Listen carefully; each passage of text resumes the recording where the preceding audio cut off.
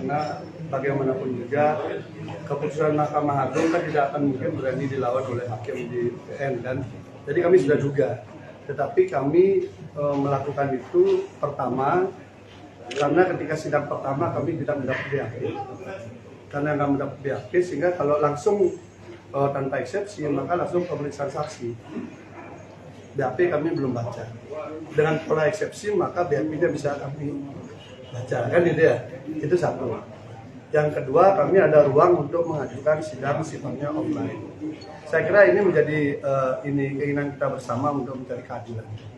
Kalau dilihat secara psikologis mungkin dirugikan Mas Vicky kalau offline ya, karena daftar disorot TV dan sebagainya.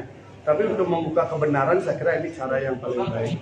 Sehingga terdakwa, saksi, kami, jaksa, dan hakim sama-sama mata ketemu mata untuk melihat gerak-gerik gestur daripada saksi dan sebagainya. Sehingga bisa lebih objektif nanti hasilnya. Karena sama-sama kita mencari keadilan. Jadi apa sih yang sebenarnya terjadi? Dan tadi kami dengan adanya eksepsi, teman-teman media kan akhirnya mengetahui sedikit clue tentang kasusnya kan. Jadi selama ini teman-teman media juga mungkin termasuk yang menulis berita, mungkin beberapa berasumsi bahwa ada belasan santriwati di bawah umur sehingga Mas Beki distatuskan sebagai predator. Itu contoh satu. Kemudian yang kedua, termasuk pernyataan Kapolda Jatim, Pak Niko, ketika kasusnya dilimpahkan. Beliau mengatakan ada 5 korban. Bayangan seorang pejabat resmi menyampaikan hal seperti itu, tentu itu akan dimaknai sebagai sebuah kebenaran oleh publik ketika masuk berita. Tetapi tadi sudah dibacakan dalam putusan itu disebutkan hanya 1 yang mengaku korban.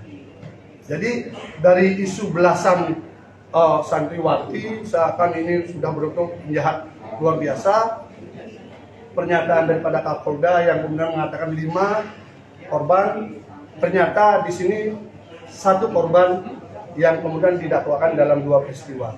Tinggal kita uji saja 1 korban yang mengaku korban itu dengan 2 peristiwa itu, apakah peristiwa itu fakta atau fiktif di sidang, kan begitu.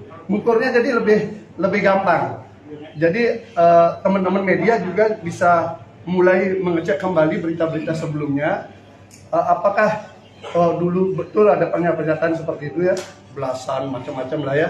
Tetapi secara formil yang kami baca yang dibuat oleh jaksa adalah hanya 1 yang mengaku sebagai korban, usianya 20 tahun dan hari ini usianya 25 tahun. Jadi bukan anak-anak ya. Itu satu. Kemudian yang kedua, saya ingin sampaikan juga, apakah betul itu statusnya sebagai korban ataukah ada peristiwa lain? Kami sudah punya alat bukti lain yang mungkin nanti akan kami hadirkan di sidang. Apakah yang bersangkutan betul-betul sebagai korban atau memposisikan sebagai korban ketika proses rayu-merayu itu gagal alias tidak diterima oleh Mas Beki. Nanti buktinya ada. Pak, tapi kan tidak usah dibuka di sini kan itu ya. Pak, untuk korban yang katanya mencabut laporannya Pak. Katanya kan?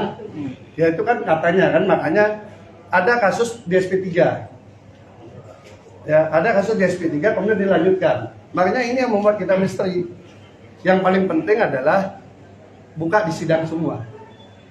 Karena kan saya kira waktu Kapolda mengatakan itu kan itu berkas sudah dilimpahkan loh.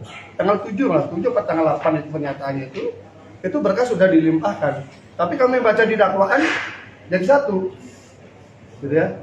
Karena yang peristiwa ini kan muncul semua kan, tidak mungkin dalam waktu sekejap itu selesai kan.